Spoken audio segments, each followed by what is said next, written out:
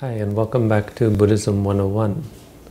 Today we will be talking about the next aspect of the Buddhist teaching, and that is the consequences of our actions.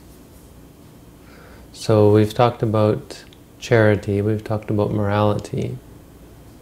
The next step is to look at how, sort of the why we should cultivate these good deeds, why we should abstain from unwholesome deeds.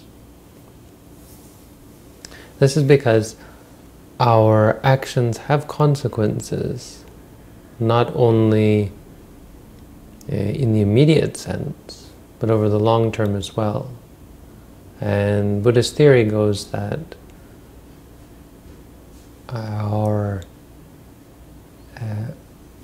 our journey in this universe continues.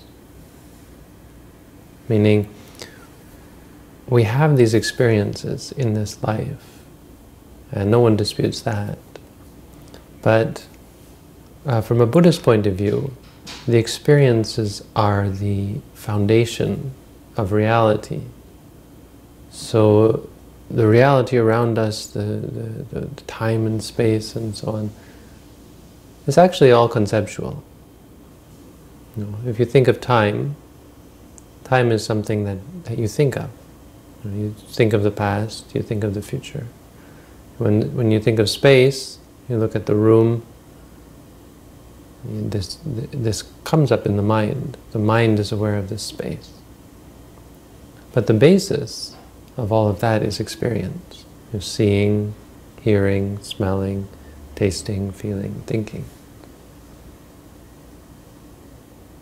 And so those experiences that we have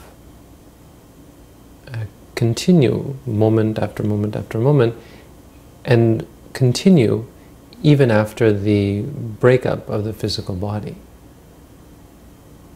So if we look at another person and we see that their body has ceased to live, it's very hard to believe that there's anything going on there, that mind is continuing, because you can see it. All activity has ceased. Now this is if you look at things from an external point of view. But if you look at them from the point of view of your own experience, you can see your experience is creating new results. So if you're charitable and kind, this creates positive results. If you're moral and ethical, this helps you avoid negative results.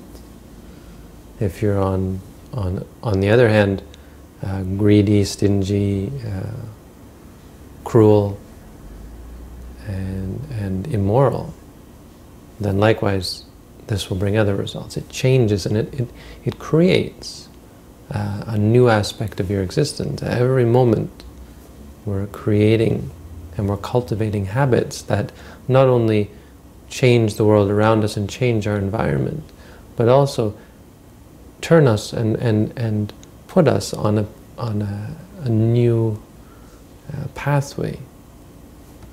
So because of the habits, they change our whole perception and our whole state of being. So this is the reason, this is the significance of our emphasis on wholesome deeds and the avoidance of unwholesome deeds. So practicing charity and cultivating morality. So how it works is when you die, your whole life, they say, flashes before your eyes, right? Well, what this is the things in your mind that are most clear to you, the things in your mind that you hold on most strongly, because the rest of the things becoming insignificant. The rest of your experiences, your day-to-day life, goes out the window. You're not thinking about your shopping, you're not thinking about your laundry. When you're dying, all of these things become insignificant, and so they fade away. What's left is all the really important stuff, and that's why it flashes out. You start to think of all the things you've done to hurt others, or the good things you've done to help others, all the bad things people have done to you or the good things people have done for you.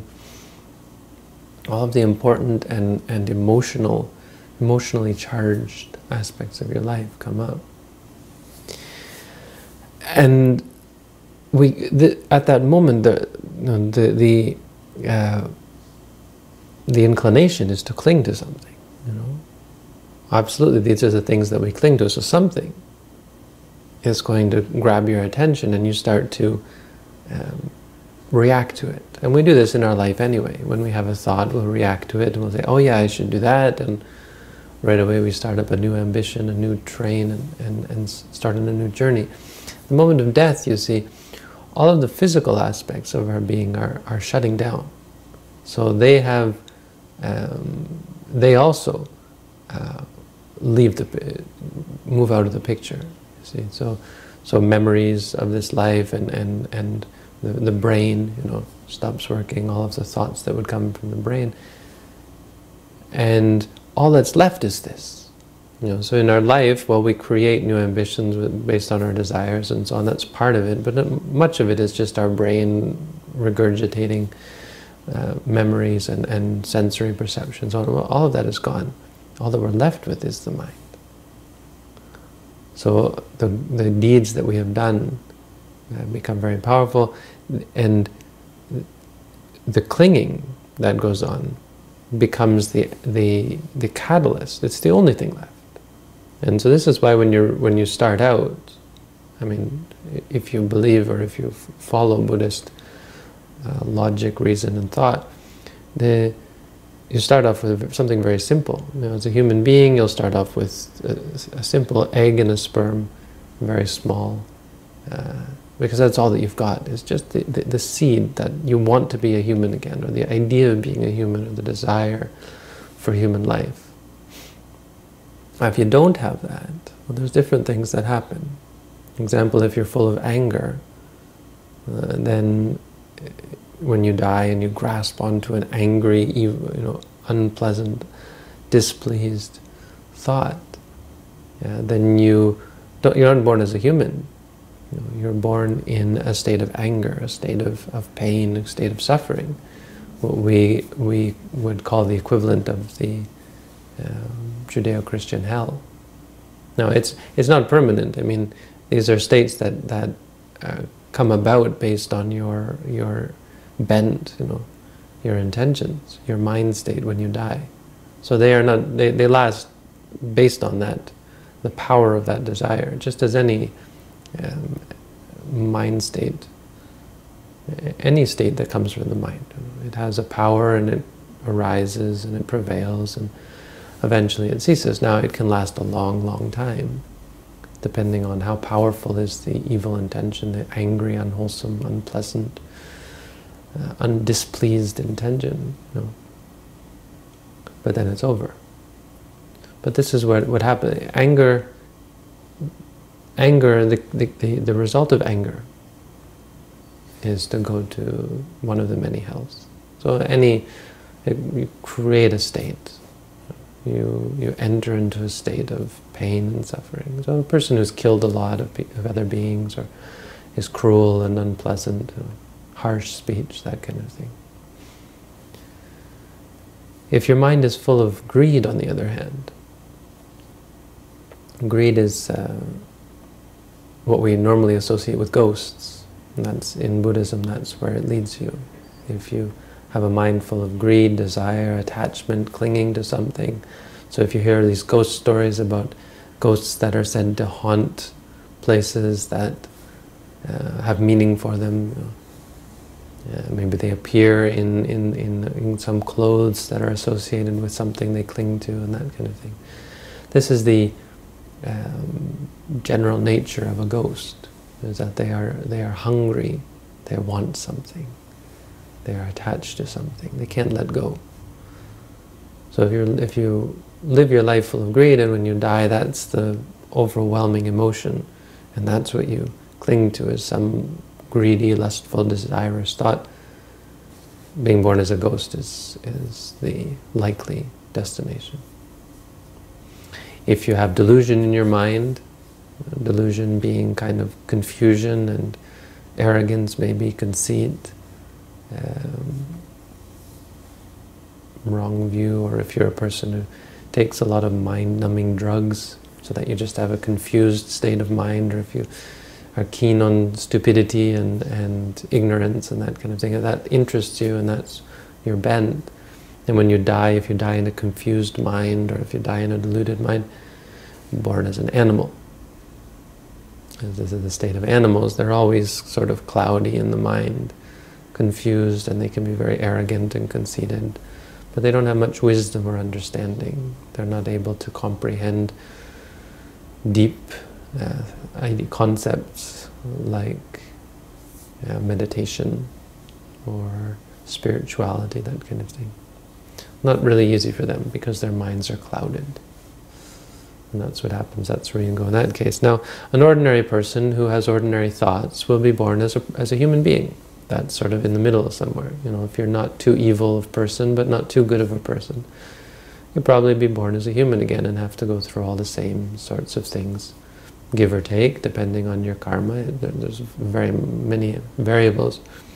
So if you might be a sick person, you might be a healthy person, you might be a strong person, you might be an intelligent person, you know, all these very different variables. You may be rich, you may be poor, these kind of things. But you'll be born a human. Now, to be born in heaven, Buddhism has this concept of heaven, but it's just very much like being a human, except nicer, more comfortable. So there are states, there are many, many different states, and it's all a grade. So it's degrees of happiness and suffering. If you're a very good person, a person who is by nature kind and caring and helpful and engages in wholesomeness and refrains from unwholesomeness, abstains from unwholesomeness, then you can be pretty sure, you can be proud of yourself, happy about it. You can be confident in yourself, reassured that you're going to a good place. People who are by nature good, who as their default, constantly thinking of ways to do good deeds and are careful to avoid unwholesomeness like killing and stealing and all the things that I talked about in regards to morality. And they quite easily go to heaven. So these are some of the results of mundane good deeds. Now, important out of all of this, and what we'll talk about next time, is not so much the idea of going to heaven and avoiding going to hell, but really an understanding of how the system works, because it's an important framework on which to base our meditation practice. If we base our meditation practice on external reality, then we start to think of our mental illnesses, our mental problems as being a part of nature or a part of biology, and so not subject to our ability to change. So we lose this sense of self-responsibility, and that's important. It's important to understand that that's not really how it works, that death isn't the end, that we really have a reason to cultivate good and evil beyond just the simple, well, it's what good people do, or it's to live a good life in this life. Because in the end, if death was it, then it would all be pointless. There would be no need to strive or worry or concern yourself about goodness or evil at all. And so that's how many of us live our lives, and as a result we have a lot of problems in this world, because people are all live for the moment, you only live once, these kind of things, and as a result, regardless of what happens to them, we can see the degradation that it causes in the world that we live in. And that should be a sign for us that there's perhaps more to the world than we think, more to the universe than we think. And so this is important for you to examine.